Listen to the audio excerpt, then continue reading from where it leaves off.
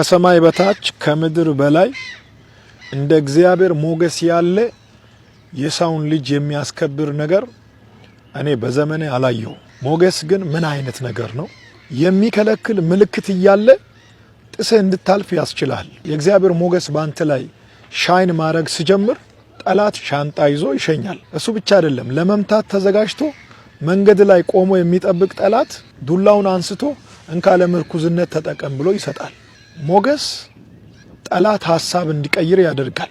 ከኋላ ከመጨረሻ ተረስቶ የቀረውን ሰው ከፊት እንዲሰለፍ ያደርጋል። ሞገስ የሚሰጠውን ቦታ ትምህርት አይሰጥም። ሞገስ የሚሰጠውን ቦታ ገንዘብ አይሰጥም። የእግዚአብሔር ሞገስ የሚሰጠውን ቦታ በእውቀት አታገኝም።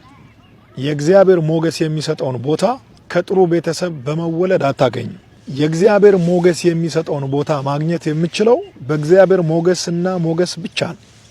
እግዚአብሔር ሞገሱን እንዳጠገበው አይነት ድንቅ ሰው በምድር የለም።